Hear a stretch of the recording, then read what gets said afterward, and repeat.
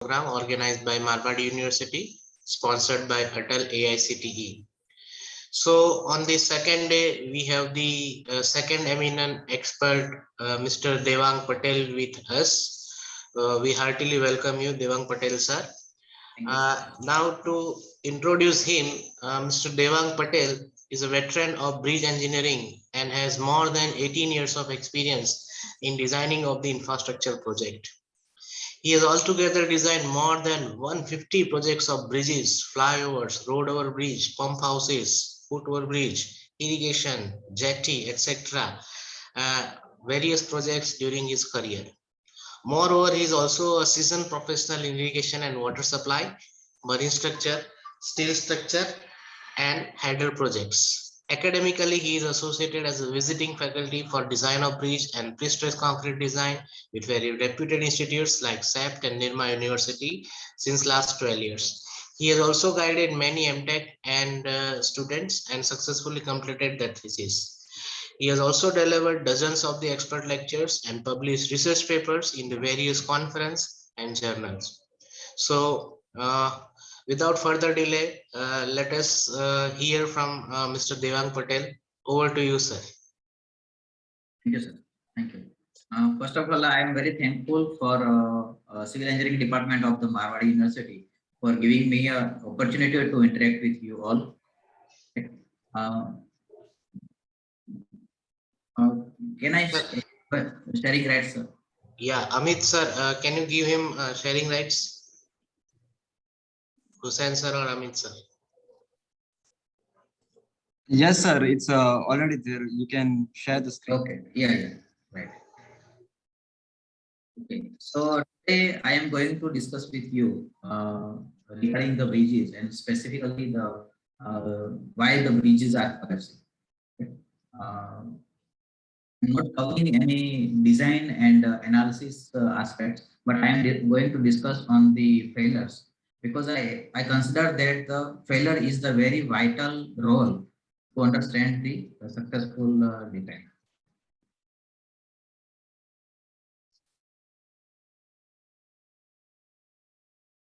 So basically, as per my experience also and also learned from the very senior person during my career, I always heard from them that it is always better and it is always fruitful to understand the successful design rather than the pure design. It is better to learn from the failure of the structures. If we study the failure of the structure, we can get more knowledge about the successful design rather than we just study the regular or textbook and all that. So just I am going to differentiate between the two era. First era when the engineering technology has not been taken up systematically, and second era is the modern engineering. In the early engineering, all the construction and design work was done purely using the past experience. Right? Very little maths and science was involved because there was not much advance in those field. Incrementally advanced, they add on to the structures, structure by structure, and most of the time they learn from the failures. They try to put up some structures, and if those fails, they try to reinvestigate the reasons why the structure are not stable, and try to find out the uh, lacking of the engineering or lacking of the sizing and all that, and they try to put the new structure. But in spite of this, all the limitations, very few engineering methods were available, very limited construction equipments were available. If we see, very great structures has been built in the early engineering era. Right? And nowadays, we are having the modern engineering facilities available with us. Everything with us, we can say, we are having the very high-fi computers, analysis software, extensive mathematical and theoretical uh, uh, has been developed. But somehow, what I feel is the lacking is not. Yes, sir.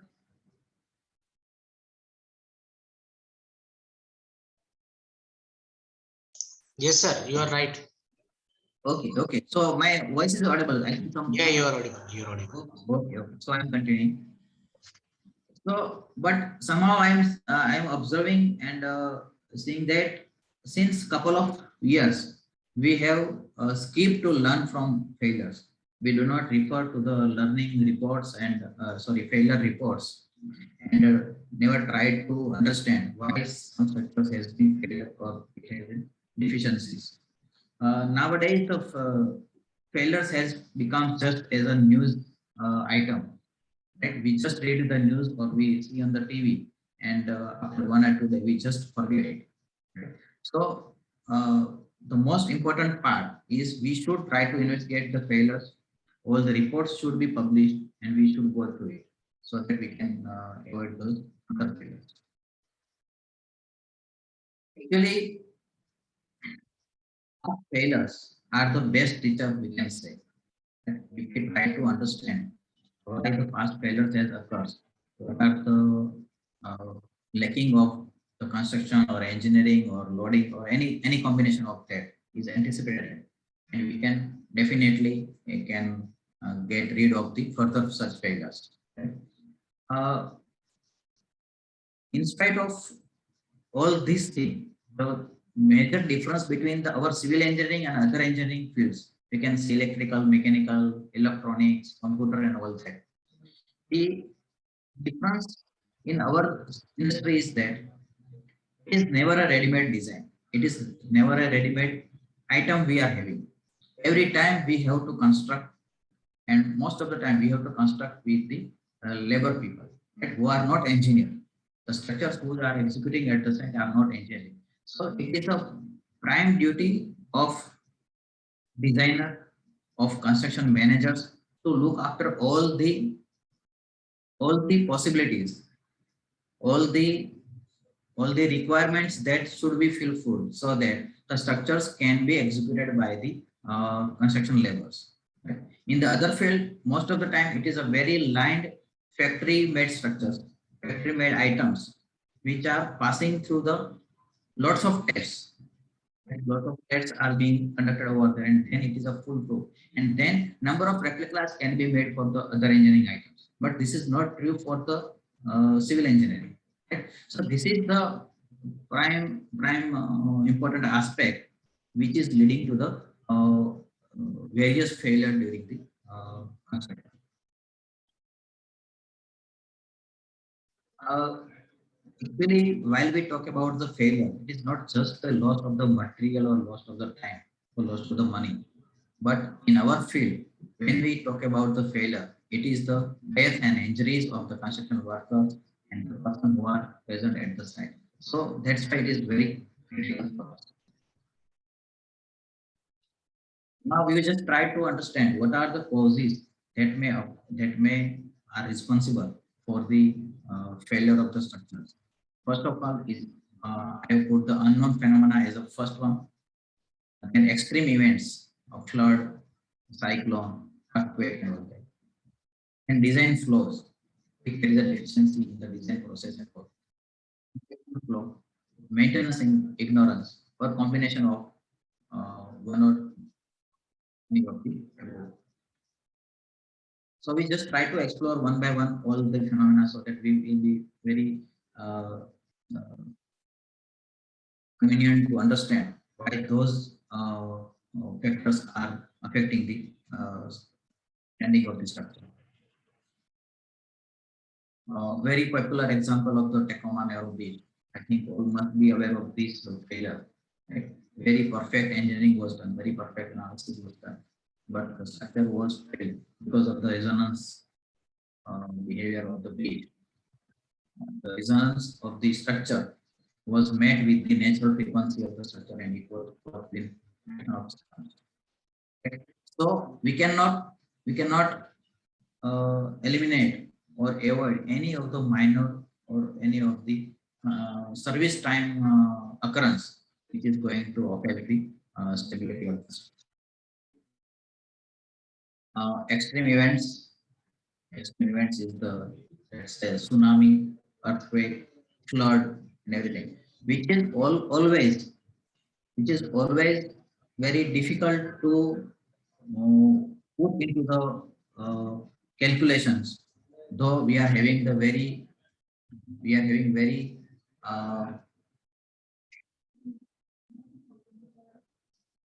okay. I think my voice is not properly. So though we are having the very detailed code of the seismic, flood, uh, wind code and that. But even if sometimes we experience that the events are so extreme and those are so reoccurring that the structure are not able to stand safely against the events. So throughout the presentation, I am going to discuss on all these phenomena, right? So in between, I just want to discuss with you that how the entire bridge project is taken care, right? Starting from the feasibility to the service. So there are mainly three agencies are involved. First is the designer, second is the contractor who is executing the project, and third is the owner. Now, designer is responsible to design a stable structure fit for the use of which is intended, and at the same time it should be a economical one. The next contractor comes. His duty is to construct the structure in a very stable way as per the details provided by the design. And owner who has to take care of the structure after construction. Contractor has completed the construction and the bridge is in the service. From time to time, he has to monitor the stability and health of the structure during its. So we can say there are three major entities who are responsible for the safe and stable service of the bridge. That is designer, contractor, and owner.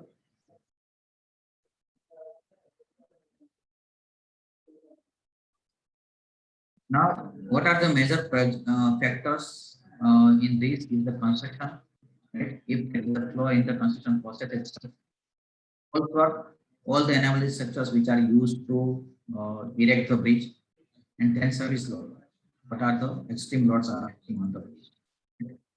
These three are the major factors which always play the vital role in the stability or failure of the structure.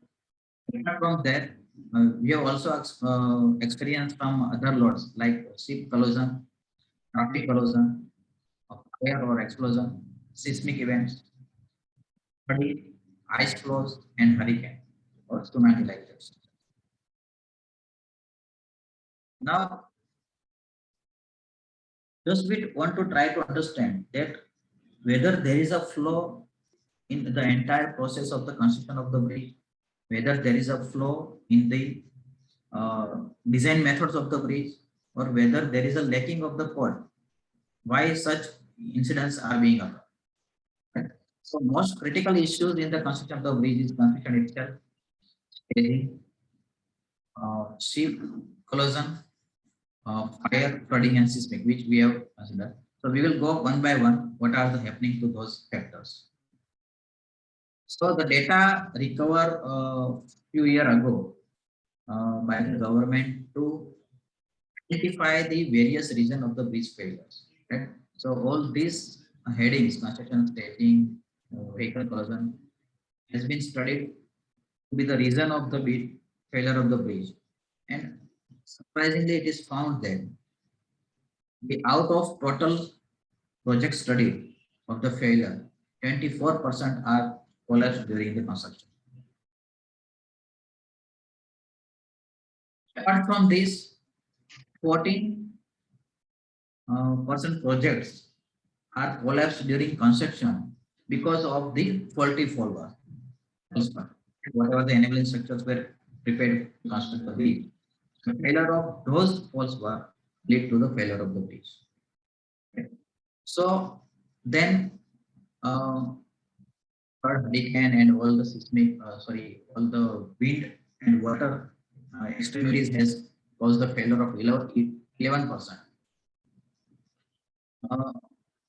Ship collision and traffic collision, okay, when the vehicle is speeding, lose its control and with the structure and cause the failure of the structure, it is 17%. Right?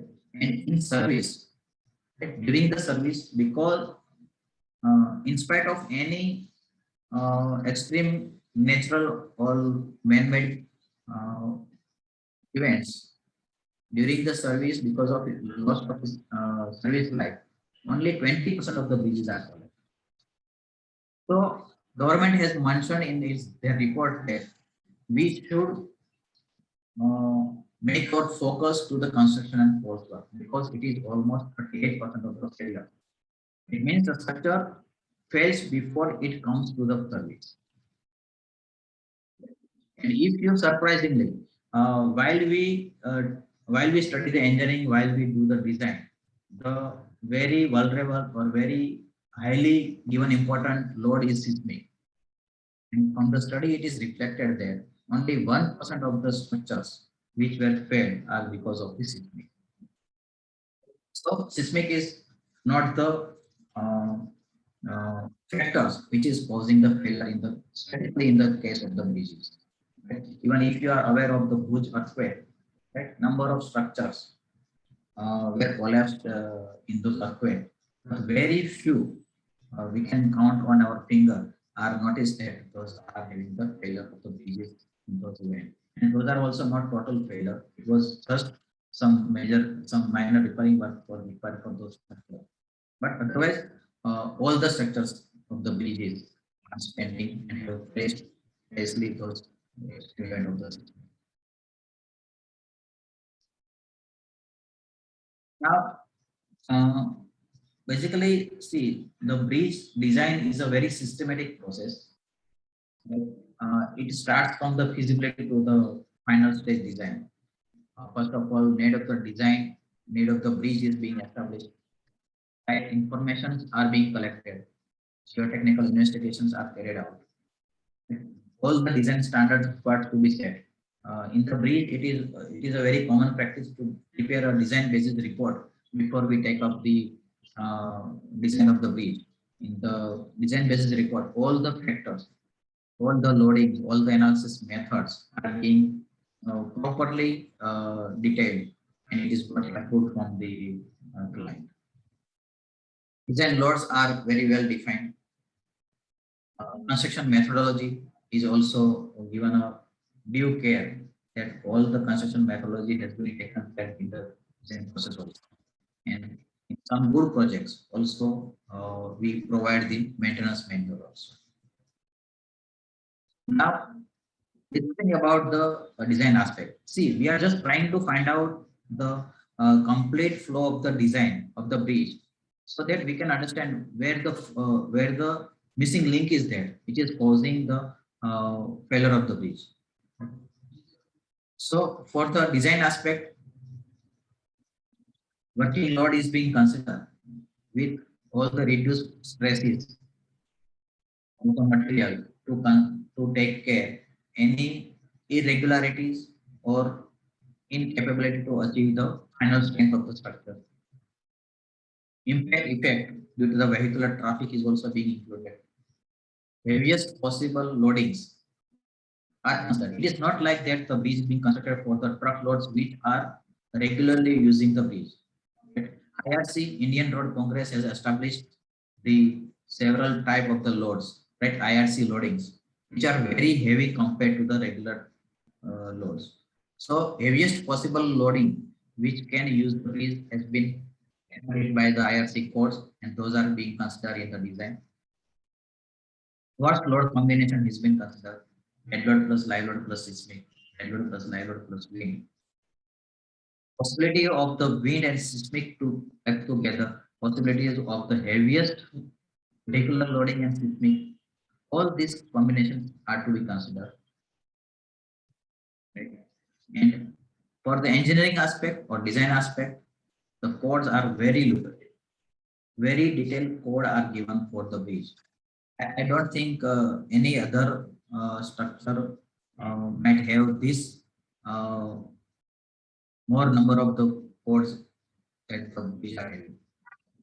This is having the separate code for each and every elements, and those codes are also very detailed. So very little things are left to the engineer for the assumption. Everything has been put in black and white. Now, with successful completion of so many structures in the world, structural behavior is very clear. Strength of the steel and concrete can be considered to the very higher extension of the accuracy. Precision in the design is very much possible because of the very sophisticated softwares and computer methods are available. And definitely, we know very much regarding the performance of the past bridges. So that knowledge we can use to design the new bridge. So that was the design aspect. So we can say that there is nothing is left in gray area. Everything is very clear in the design process of the bridge. Now for the construction aspects, latest construction technology is available with us. Very stringent quality control and quality assurance is now established. See, every bridge project is having an independent agency. You can say it as an authority engineer or independent engineer or PMC consultant who look after all the construction activities being carried out by the contractor, whether they are following the execution drawing properly, whether the quality of the materials being used are as per the standard and all that. Right? So there is very little chance as per the procedure that the construction deficiency are observed because of the ignorance of the supervisor. Conformity test for all the various materials are now compulsory. All the materials of the cement, concrete, reinforcement, pre-stressing materials are compulsory, and it has to pass through the standard, by the IS. PMC is there. Right? So we have observed that there is very clear guidelines are given for the design and for the construction. Right? So we could not find out any single link over there which make us to understand that because of these failures are occurring. So now we just go through some fast failures.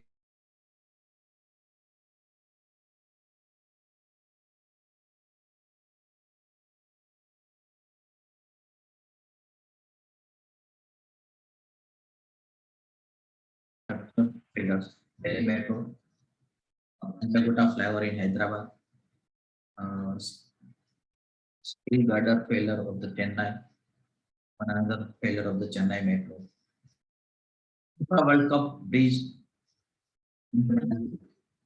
I have specifically put this incidents of the Brazil over here, so that we should not understand, we should not have a impression like that. The failures of the bridges being in India only. Right? It is everywhere. Right? Percentage may be here and there, but occurrences are all over the world. Lastly, next flyover of Surat. This is the picture of the failure of the pier cap of the Delhi Metro. So basically, if you see in this picture, it was a cantilever part of the pier cap, which has been pulled right from this position.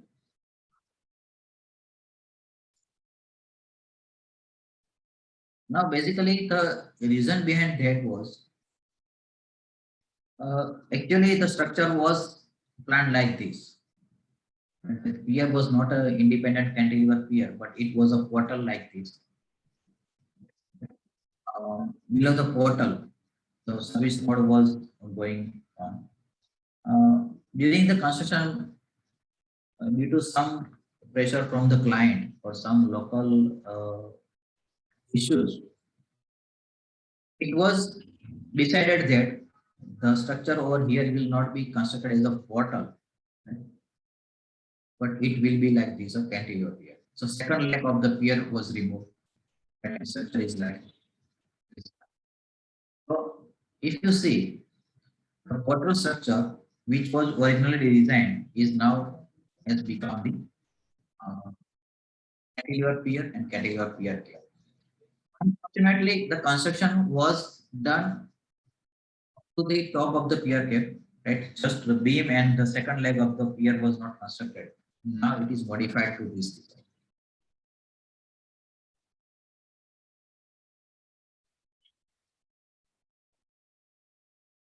So to overcome this design efficiency, they have introduced a steel bracket like this.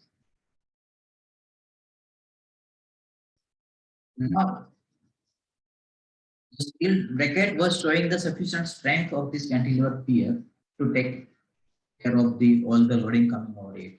But the detailing was overlooked, right? Because now this is the cantilever pier. The reinforcement of the pier cap will be requiring the very high anchorage into the pier. It was naturally not detailed because it was not a cantilever, it was a wattle beam of the pier. Right? So because of that, all the anchorages were pulled out from the pier and the pier cap has been collapsed like this. You see over the anchorages of the tensile reinforcement at top was not properly anchored into the pier. So it was removed. So this is the classical example of the last time change in the design. Right? And we try to fit the requirement in the available structure. And it is quite possible that we miss some parameters which are not directly reflecting in the design process. So this is the second example. The span was collapsed during the construction area. Jakarta is a very busy commercial area. If we see all the concrete was pulled down.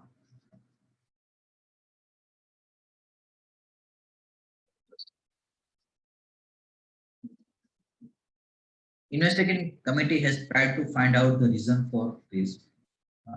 And obviously they have concentrated on the design flow, but they observed that there is no flow in the design. Okay. So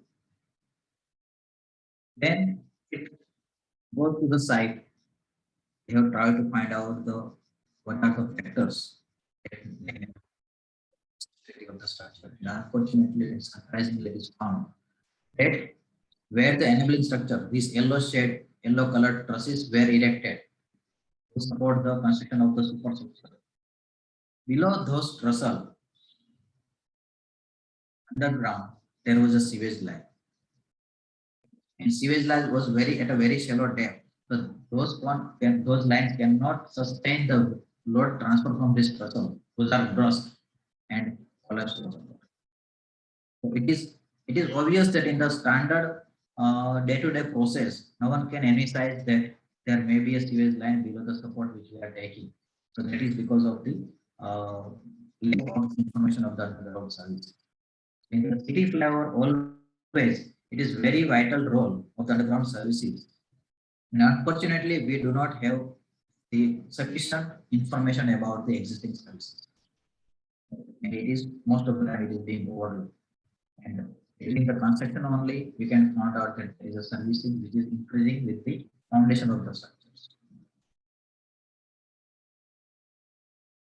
This is the photograph of the World Cup bridge of the Brazil. It was collapsed immediately after removal of the staging. You just see the entire span. It was a three-span continuous structure. Was settled down in the same position vertically. The reason behind this is the not sufficient time was given to attain its strength so that it can be self-supported and staging was removed. World Cup was going to start in a very few days. And there was a high pressure from the authority to open this bridge for the traffic. So immature concrete was not able to sustain its own weight.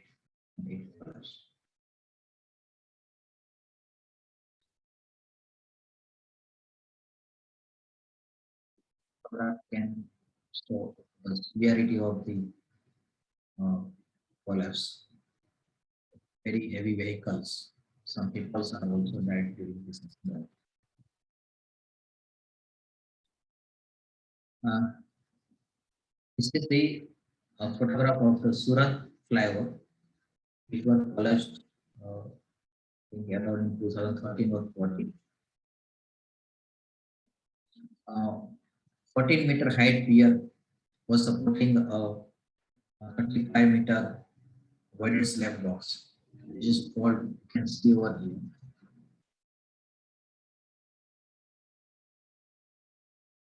This PSC box was placed over here. And after removal of the staging, immediately after removal of the staging, the entire span has fallen down on the ground. And if we look at this structure, we can see that it is intact. The structure itself has no any deficiency. And it is fall from the 14 meter. So this span has fall from the 14 meter, even though the concrete quality was so good that it has not crushed. So here also it was very difficult to find out that what will might be the reason. And while we go to the design process, it is found that the stability of the structure was not checked. It was a span in curvature in plan, and the structure was designed as a straight one. So carrying loads and stability of the structure was completely over. Another photograph of the collapse of the bridge is the pure settle down or failure of the bridge foundation due to the scouring effect of the structures. Structure has not fall down away from the alignment, but it is literally vertically settled down because the scour beneath the foundation has been taken place. All the supports are seen.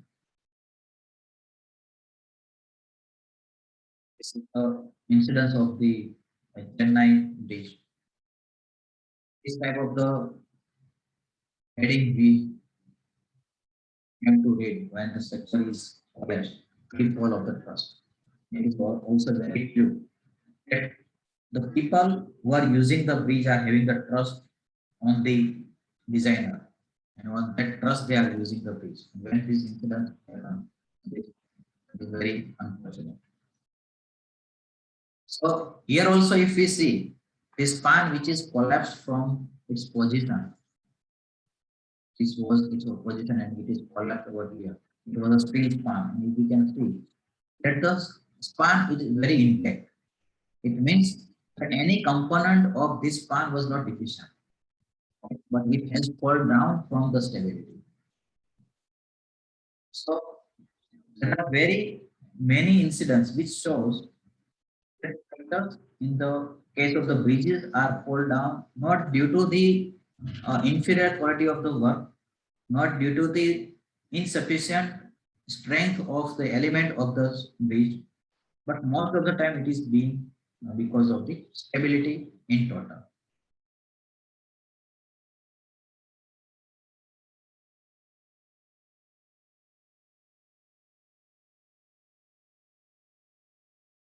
This is another example of the failure of the bridge. What such vehicle was passing. See, IRC has given some loading standards which can be used for any bridges, for the design and also during use also. But sometimes it happens that some oversized vehicles to transfer very heavy machinery, some specific vehicle is to be used. And there is a process in the government that the owner of that vehicle or owner of the that particular instrument which is to be carried has to take the permission of the entire route of the passenger vehicle. And during the route, how many structures are there? These structures are there. The capacity of those structures to carry this vehicle has to be established. And because the vehicle load which is being passing from this picture is not a standard IRC vehicle. So it is very compulsory that it should be not verified but checked and the stability has to be established. In some unforeseen situation, the process has been sidelined and such incidents occurs. It is during the passage of the vehicle. You can see the vehicles in this photograph in the passage of particular page, but particular span. The span has collapsed and vehicle and its body has been burned.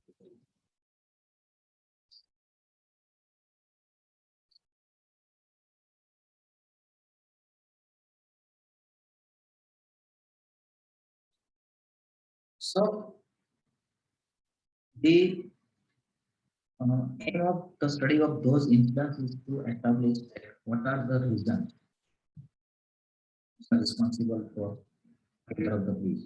So uh, what I have understood from those is that the stability of the structure is very critical in the failure of the bridge. The reason is that unlike other structures like building, uh, bridge is a determinant structures. It means the superstructure is just put over the substructures, pier cap and all that. It is not directly monolithically connected. Uh, if you see the example of the building, the beam and column and slabs are monolithically connected with the reinforcement and concrete to each other. So those are indeterminate. Right? So force flow from one structure to second structure is very smooth in the building. Same case is not with the beach. With the uh, determinant structure where the superstructure is just put over the foundation. So because of the determinacy of the piece, it is very important to take care of the stability of the structure with various load combinations. And this is the very vital and this is the most ignorant or avoided design step in the design. Most of the time it is overlooked. See, basically the arrangement of the bridge is like this, right? Where this all the entire superstructure is just put down on this bearing for the support. It is not directly connected like this. It is not monolithical with this. It is just put as a simply support. The entire superstructure most of the time is simply supported. So there are very obvious chances that these superstructures can fall down from this bearing, from this supports.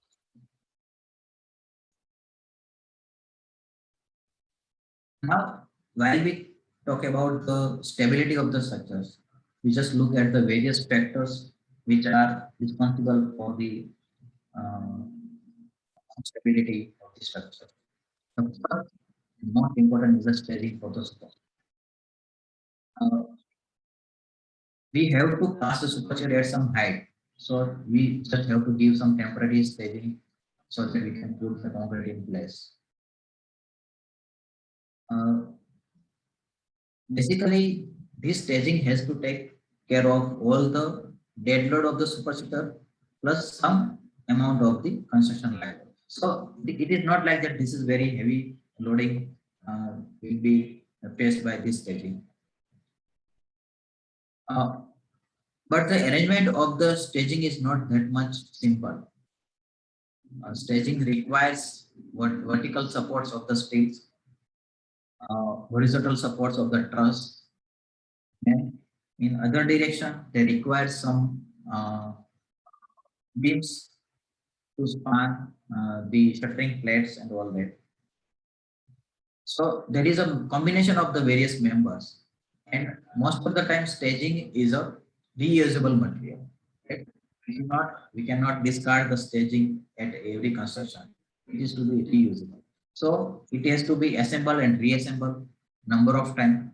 So assembling is a very important aspect, whether the proper connections between the various members, verticality has been taken care.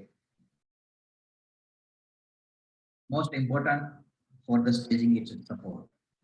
Because this is a temporary structure, very small attention is being given to the support because it is not kept for so long time.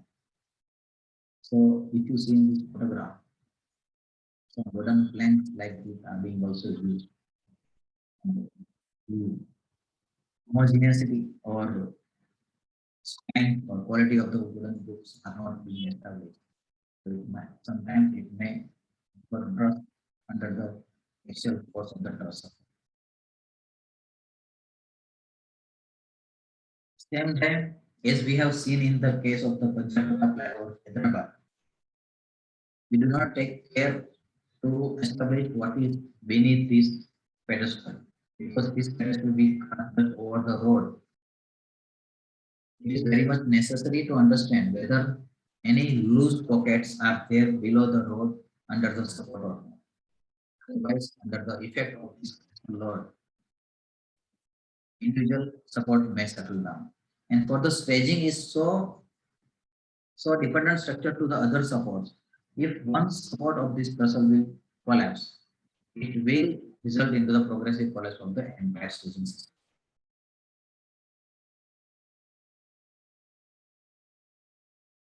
You can see that those supports.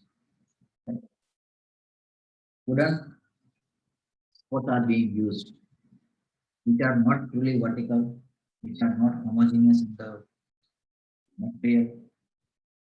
So can you imagine how we can establish its strength and ensure that it will be uh, sufficient to take the loads of the construction? Right? This is the real photograph of a bridge type. So it is not a hypothetical thing. But such practice are also there, which is very vulnerable for the stability of the structures.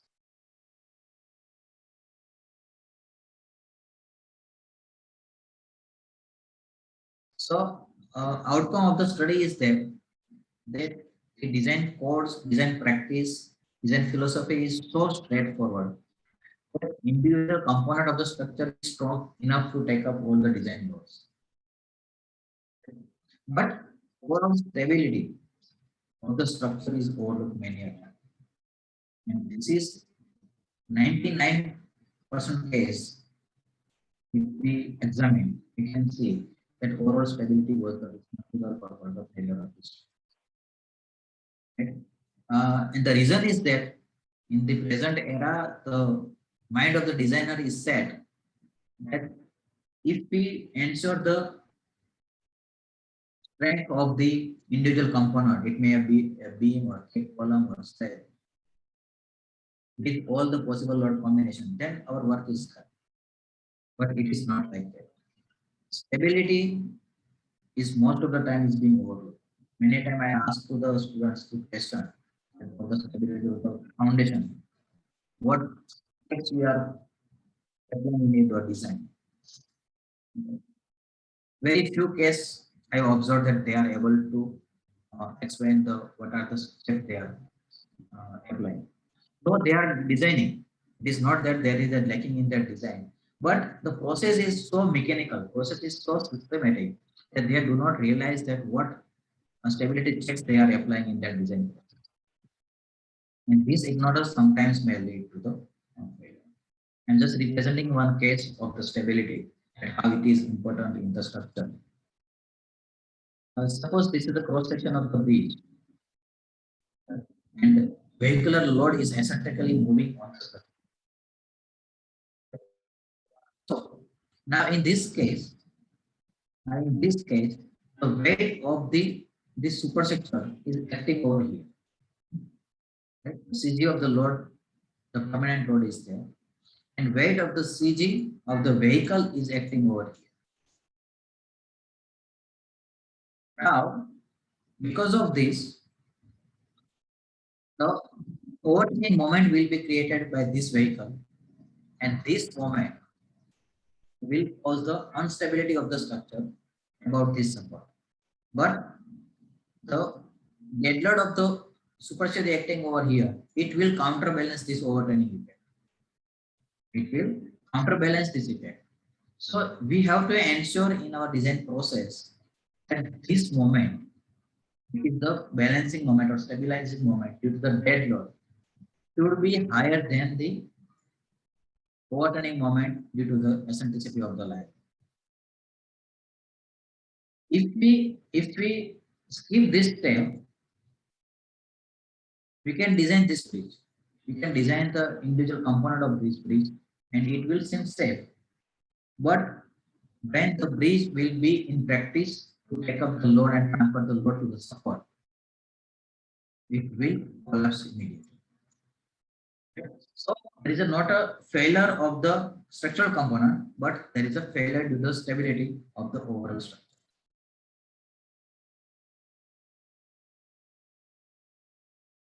Now in the bridge, you must be aware that individual girders are being brought to the bridge side, and those are placed to the bearings, right, over the pier cap.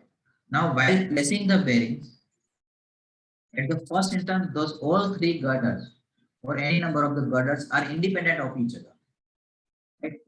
And these are not being passed yet. Right? These are not there. So all the three beads are independent to each other.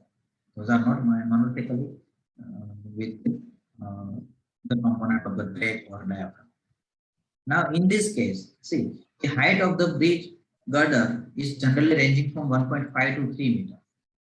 Right? 1.5 to 3 meter. And this such high vertical beam having the span of, let's say, 20 to 30 meter. If it get a very small amount of the load or shock horizontal force over here, it will topple down. It is not the case if those beams are being tied in the other direction with each other.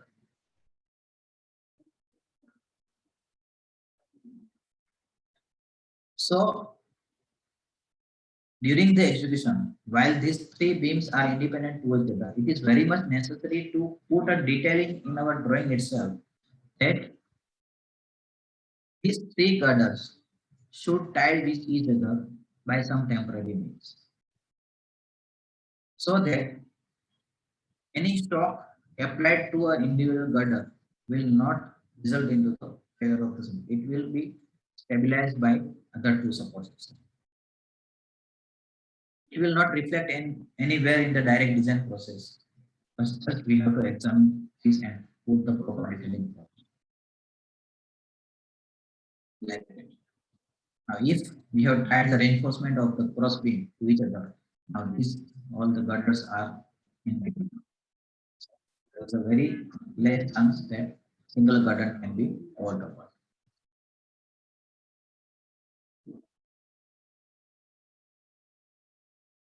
The most vulnerable failure in the wheel is the curve fast. When there is a curvature in the span, it is prone to the failure if proper care is not taken. And reason for that is uh, unlike the unlike the straight and square beam, whose center of the load is acting exactly at the center. Right? So it will transfer its total weight on equally on all the supports. So this is not case for the curve beam. Because due to the curvature, CG of the load fall down very away from the structure. Right? This is the CG of the structure, and the CG of the load is acting somewhere over here. Somewhere over here. So CG of the support is far from the CG of the load. So naturally it will try to overtopple like this. If we analyze this structure in the software, we can find that there is a very heavy vertical load, vertically downward load over here, and here there will be a vertically upward load. If we overlook this phenomena and total load of this structure, if we equally distribute, try to equally distribute those,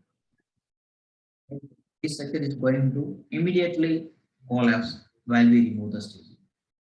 This was the same case was happened in the failure of the span in Surat.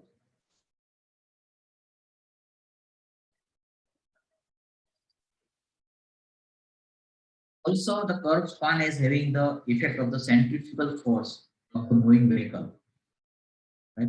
And the care for the centrifugal force, which extract the load outside the span, that has to be taken care.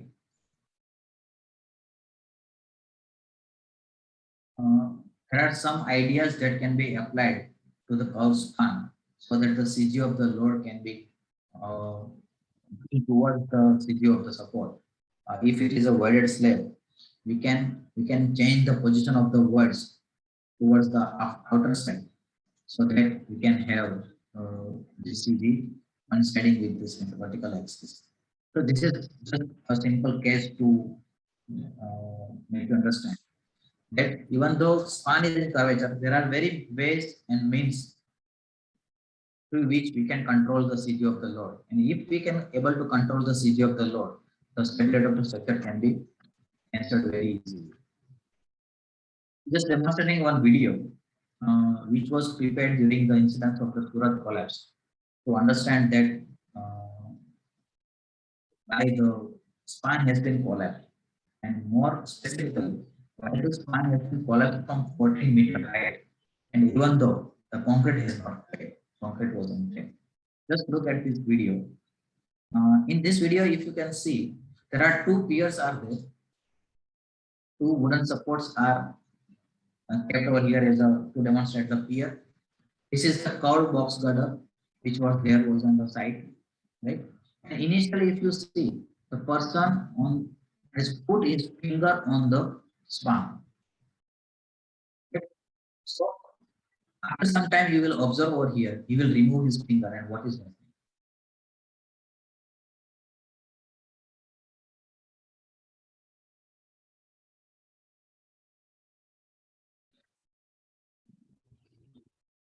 So the person will remove his finger.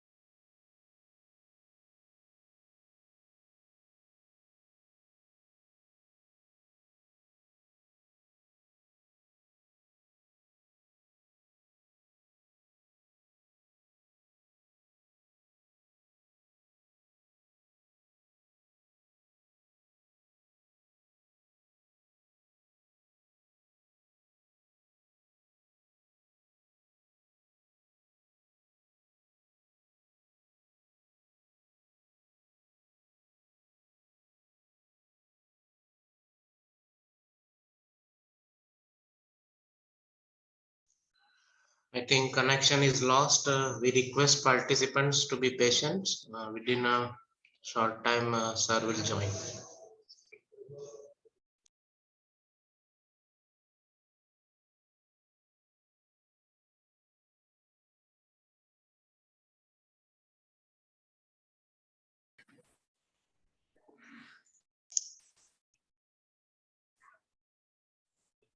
Sorry, it was. Yeah, it was some interconnectivity issue. Yeah. So I think now presentation is also there. Yeah, you can replay, sir, because it was not.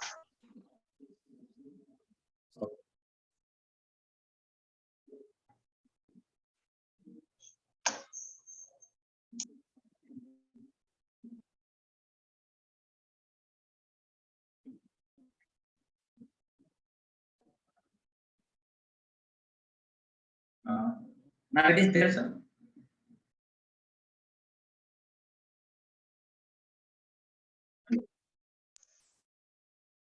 You're not audible, sir.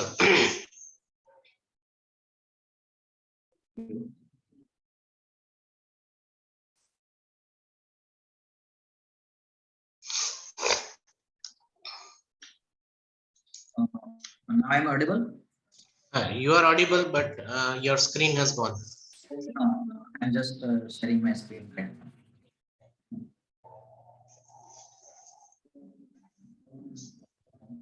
Please let me know if now my presentation is visible. Yes, it is visible. Okay. Sorry for this disturbance. Now I'm just going to demonstrate that what is happening to that span. Right? In this span, if you observe, I have put one another support. I put one another support over here. Right? And now I'm just playing this video. So now the span is stable without any finger putting or any additional even given on that, because I have now put the central pier. A central pier is just at the CG of the load. So the span is very stable over here.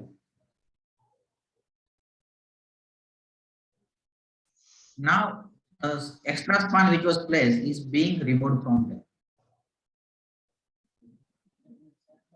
And instead of I have not done anything else, just remove the central span. The span has collapsed. It was to prove that because of the eccentric CG of the load, the proposed pier was not sufficient to stabilize. So now, see, after the proper design, after the proper execution, the maintenance of the bridge is a task that has to be taken care by the client during the service of the bridge, right? Which is very important for the prolonged and stable, healthy life of the structures. Some vital checks are there, elements are there which required to take care in the maintenance of the bridge. One is the expansion joint. Second is the bearings. And reinforcement corrosion and the swelling of the concrete. Connections in case of the steel bridges. Corrosion of the steel sector.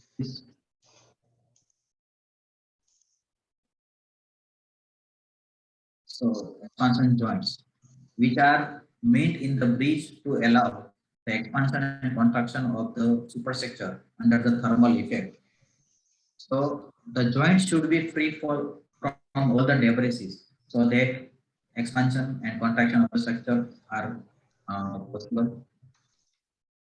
Bearings which are transferring the load from superstructure to substructure. So bearings should be full functioning. If the bearings are not properly maintained, it will not allow the proper rotation or translation of the bridge, and the stresses from the structure will be restrained in the structure itself, which are not being considered in the detailed design. So during the passage of time, it may show some distress. The most vulnerable and most affecting factors in the collapse of the bridge during service is the swelling of the concrete and the corrosion of the reinforcement.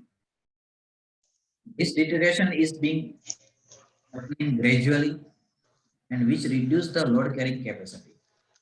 So that during the initial phase, it does not show the failure of the structure, but just show the deficiency. We may experience some excessive vibration or deflection. Right? But at some word of the deterioration in the sudden failure. So the monitoring of the scour in the river bridge is very vital. We have seen, if you remember, we have seen the photograph of the sinking of the support of the bridge. Right? The scour is excessive and it is not being taken care. Supports can be seen. Because of the vegetation I have observed in the bridges, it seems like that we are going towards the green bridge concept. Right? This vegetation and its roots puts unnecessary stress on the concrete, and it crushes the concrete from the internal core of the concrete and give the rise to the sudden failure of the surface. Now, you just see this photograph, it looks that this is in very good condition. It is very well maintained, very healthy, and carrying a lots of traffic over the structures. But if we look below the bridge, condition of the structure is like this. These are the main girders Just see. This is the bottom reinforcement of the girder. And all the bottom concrete has gone out. Reinforcement has corroded. If you see minutely, the shear stirrups has totally corroded. It means the shear stirrups which are placed to take up the shear now without whether those are effective or not. Very close picture of this. You just see even half the diameter of the reinforcement is not available, and what is available is not of the quality that we can ensure the yield strength of the reinforcement. Just remember, this bridge is carrying the traffic which I have shown in the first photograph. Let's see. The concrete has lost from the original body to the extent that there is a very large gap.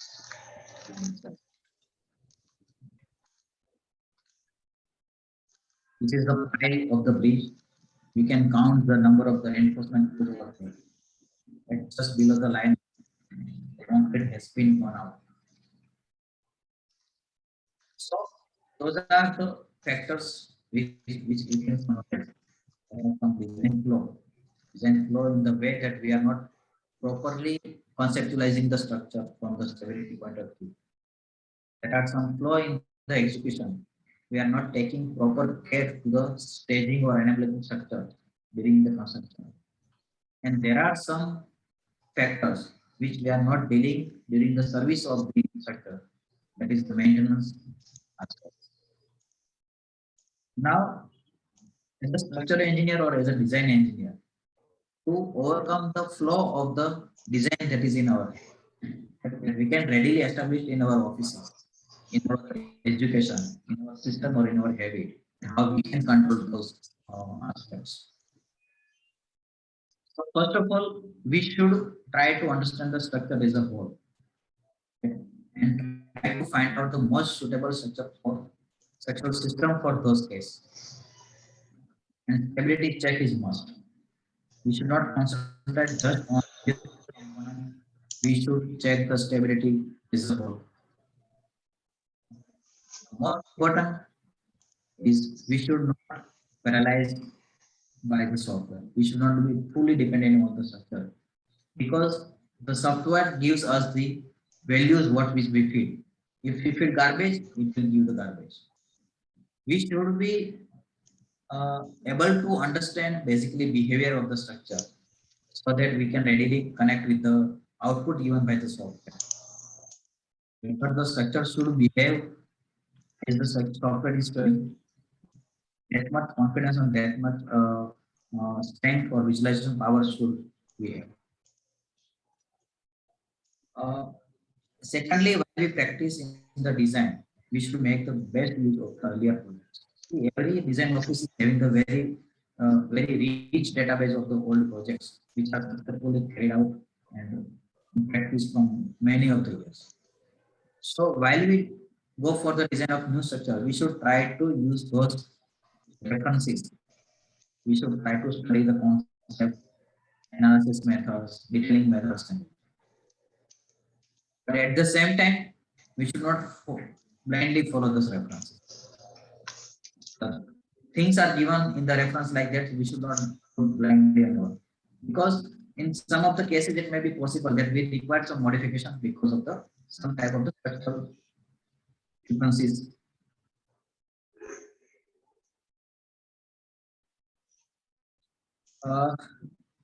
The most important point in the nowadays, we have just, I think, forgot to work with our hand.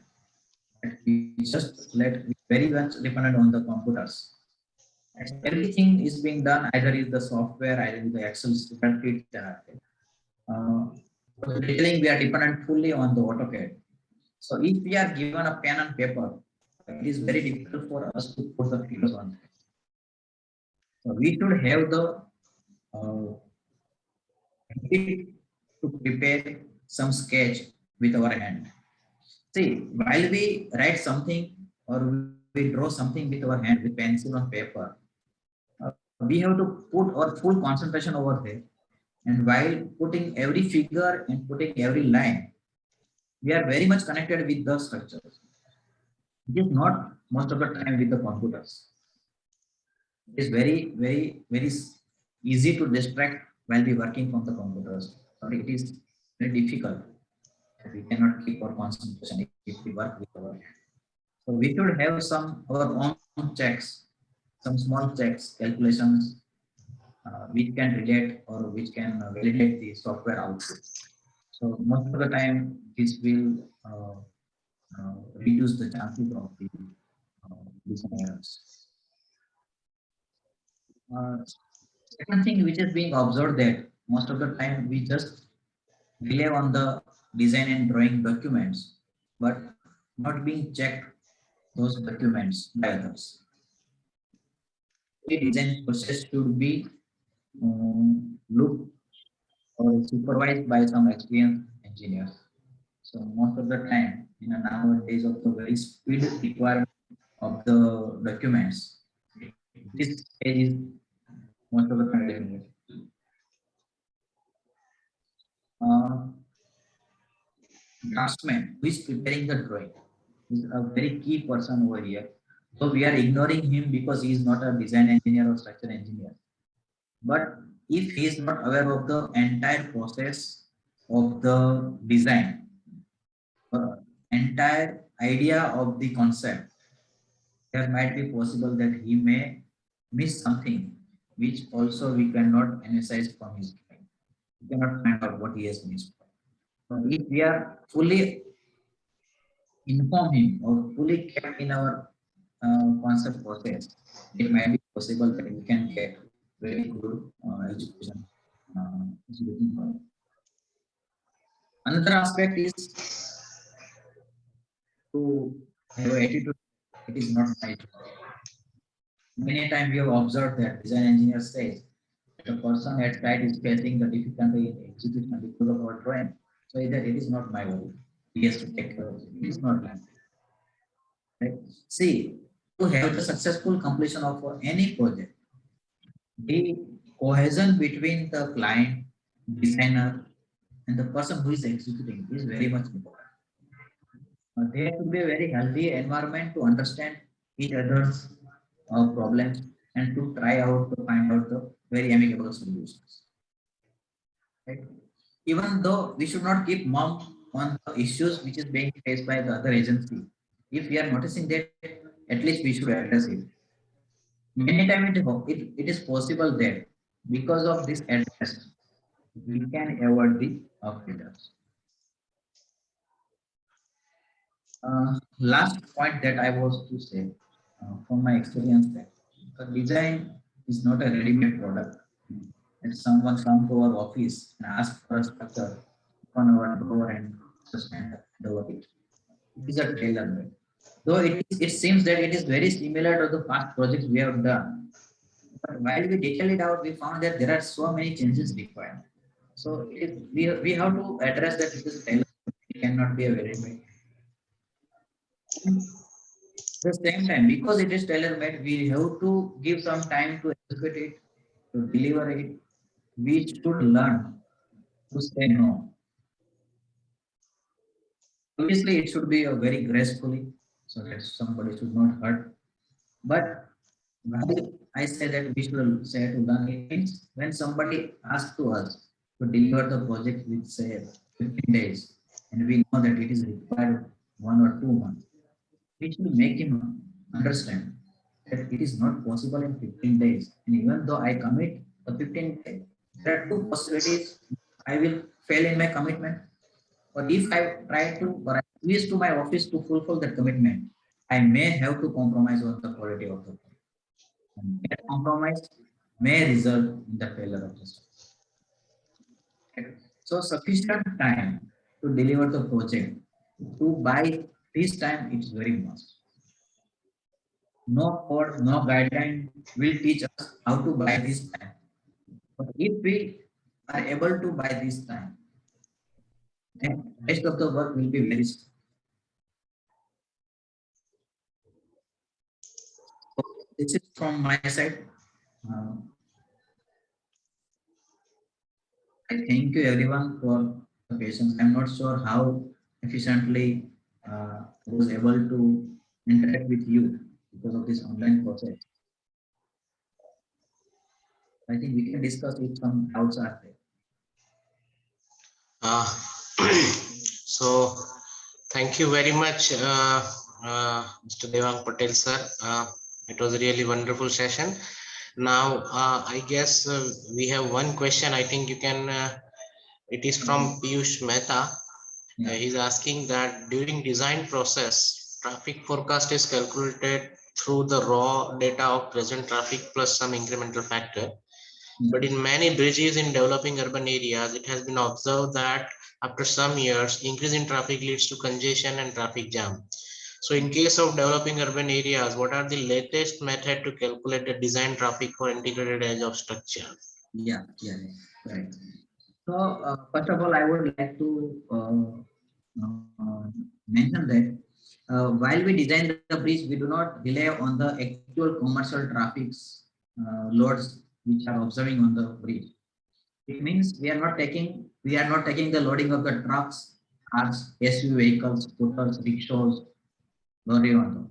Because the IRC has specifically given some vehicles, let's say class A vehicle, which is having the total weight of 55 ton, 70R vehicle, which is having the total load of 100 ton, some track vehicles, which take care of the heavy military vehicles and all. So actually, we are not considering the vehicles which we are observing on the day-to-day life of the traffic.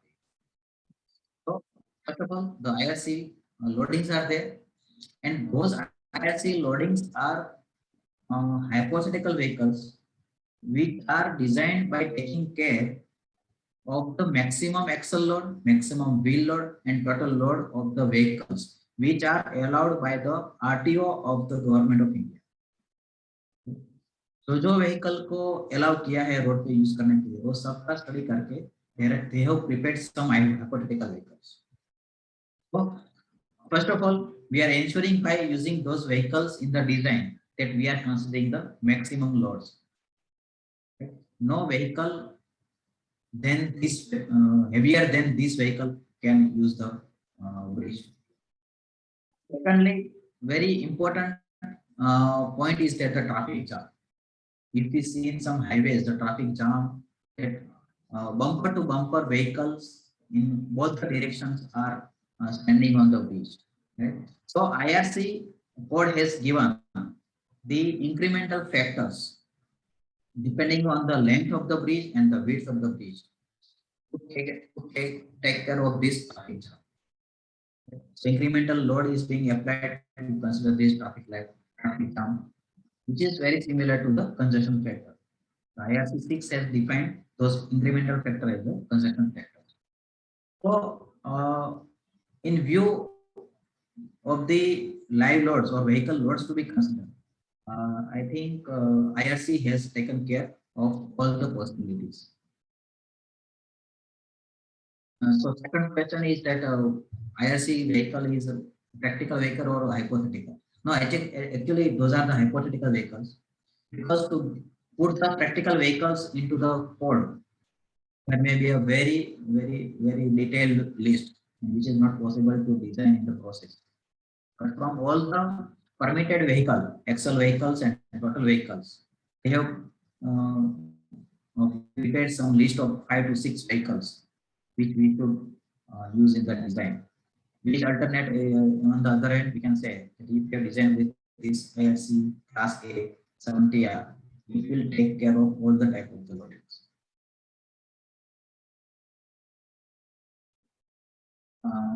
Okay. The third question is that if it is not possible to provide the central support on bridge or what are the other options we are using for conventional product? So basically, when the curvature is very high, we generally do not provide the girders. We opt for the either solid slab or welded slab or box girder. Right? The difference between the individual girder bridge and the box girder is that all the girders are internally connected at the top and bottom throughout its length. Right? And second option which we are trying to put in this to avoid the central support we are putting the bearing arrangement in a way that the support of all the bearings are coinciding with the support of the load. Uh, I will just try to draw over here. We are having curvature like this. So CG of the load will be obviously towards the outer face of the curvature. Right? If I try to put the bearing like this, it will not be a stable, right? Because the CG line of the support is here and the CG line of the load is over here. So it will overlap like this. So what I will do,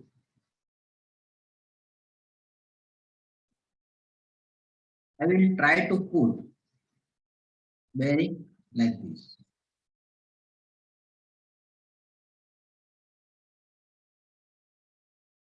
Now I will try to pass the line. So it will be close. Okay. If I draw the section, so instead of placing the bearing like this symmetrically with the vertical axis, I will try to put the bearing over here like this because the CG of load is laying over here. So if somebody look at the side to the bridge, it seems that the large portion of the deck is unsupported, but it is really required like this so that the entire load can be transferred. I am able to make this clear.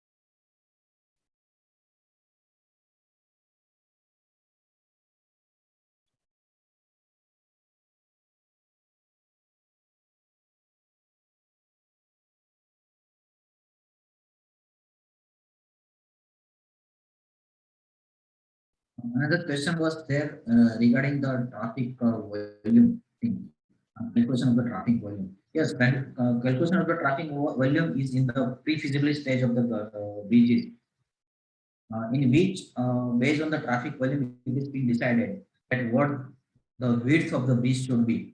Whether it should carry two-lane traffic, three-lane traffic, or six-lane traffic like that. So that is on the traffic study. What are the magnitude of the PCU we arrived at? From that, the width of the traffic is being taken.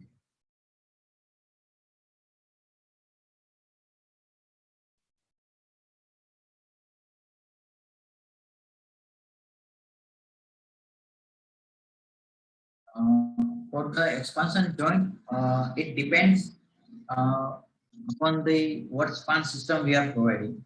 Okay. But broadly, we can say that there should be expansion joint at every pier location for the simply supported bridge. When there is a support, there should be expansion joint.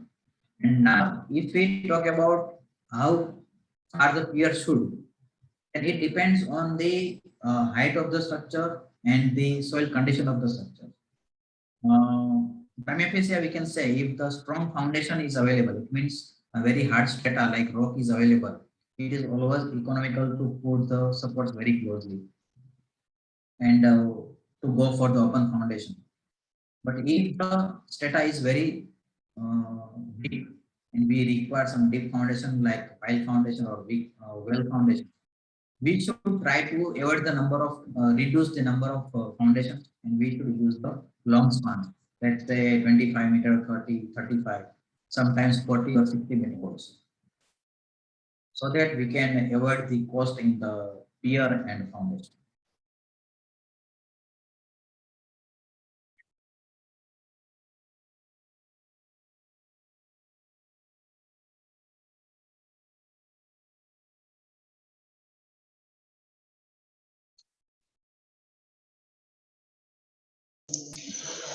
So, any more questions from the participants?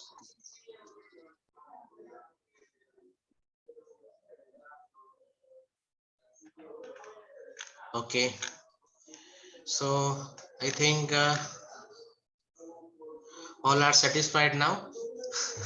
So we are on the verge of the completion of the second session of the second day by Mr. Devang Patel.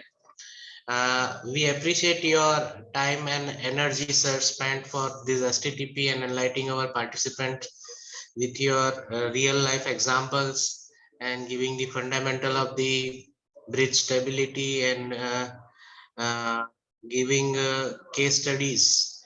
So we thank you from bottom of our heart again, and thank you very much for your time and energy again, sir. Thank you. Thank you very much, sir.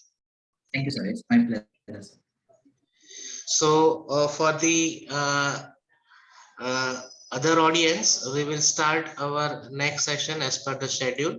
So we conclude this session over here. Thank you all for attending the same. Thank you.